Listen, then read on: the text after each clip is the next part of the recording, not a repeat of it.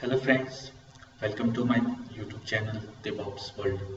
Today I'm going to show you how to install Ansible on your Red Hat version 8 server. So I have a Red Hat version 8. If you don't know how to check your operating system version, then type this command cat etc Red Hat and then do tab. So you will get to know what is your Linux operating system version. In this my case, I have Red Hat version 8.5.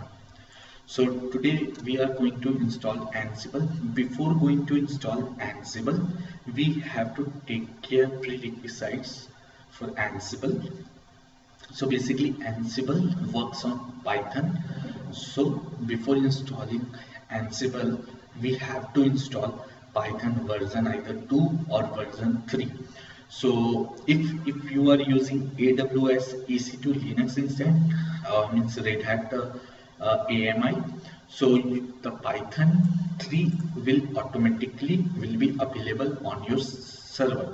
So basically you don't need to install manually Python version 3 on this operating system. So if I type Python /3 version, so if you are able to see, the AWS EC2 Red Hat AMI already have this Python 3.6.8.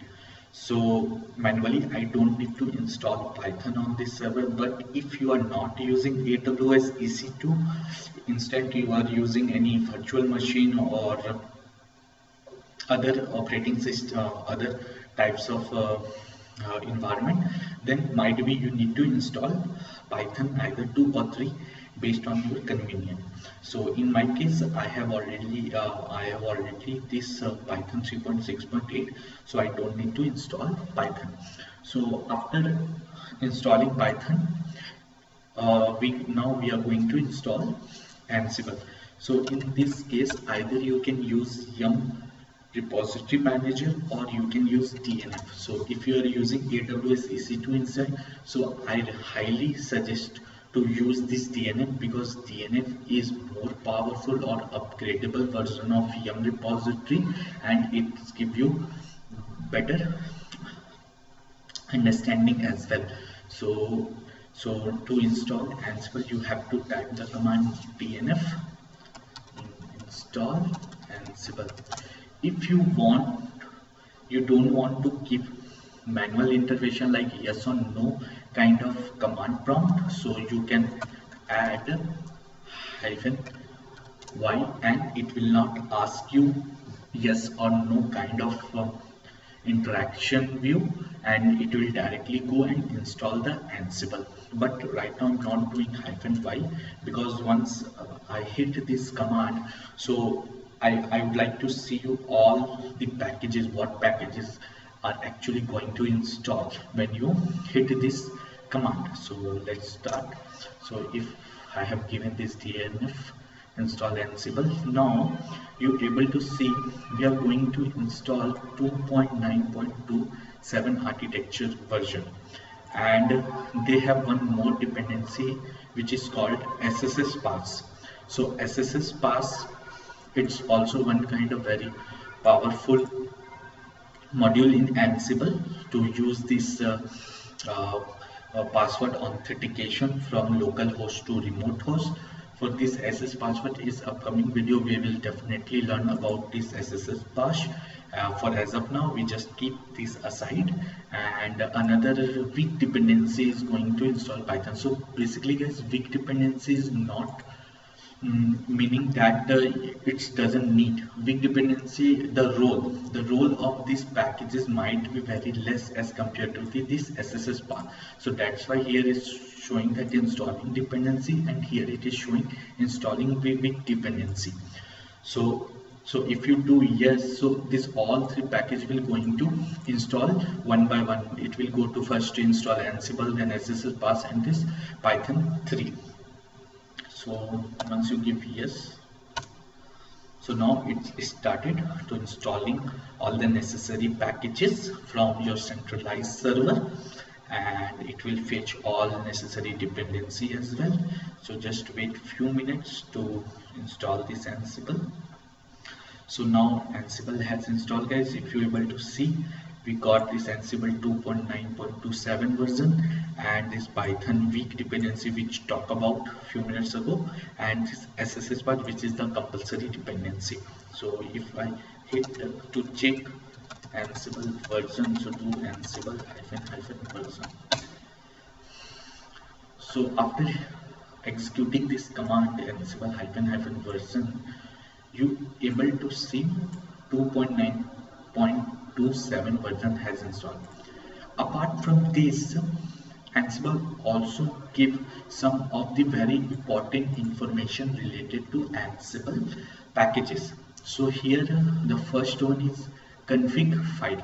So basically whatever the Ansible parameter has defined, it is defined inside this Ansible CFG file.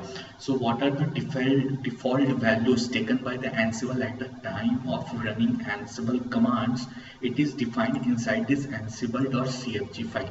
So in future, suppose you have to customize some of the parameters and might be some of the default parameter which you are not going to use your project, or might be that parameter default value will not suitable for your project or POC task. So in this case, you go to this Ansible.cfg file and you can change your parameter. And another thing is module.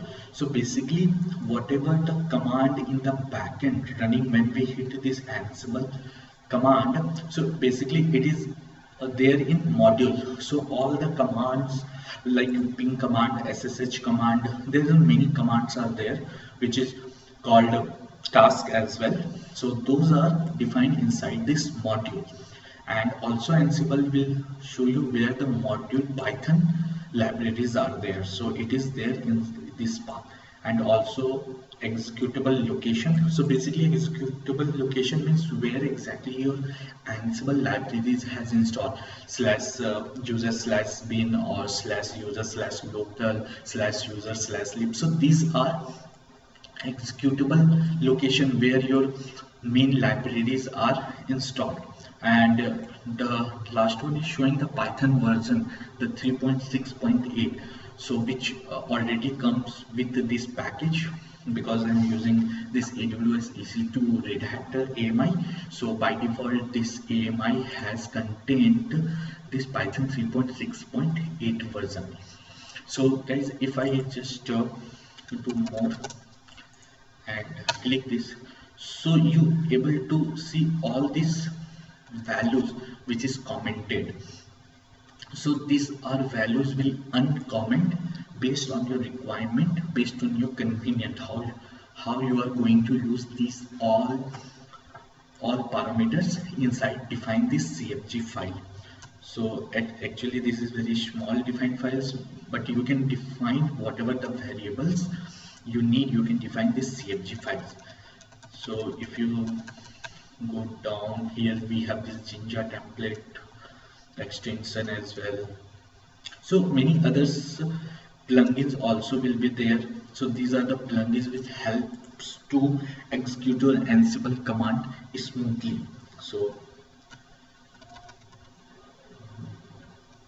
these are some other parameters. So if you see here this privilege escalation, so here, so we can see that here become root user, become method user. So basically when Ansible needs some time to privilege to perform some of the action which allowed only for root user, not any other user. So for that you can uncomment and you can use it.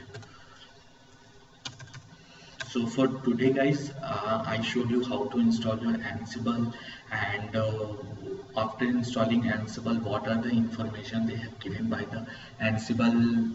I have given a little bit overview on that also. So for today guys, thank you for watching my video. If you like this video, just like, the hit button, and don't forget to subscribe my channel and press the bell icon so that whenever I upload any informative video related to DevOps, you will get the notification on the time and you are able to see the video. So for today guys, thank you so much, and we will meet in next video.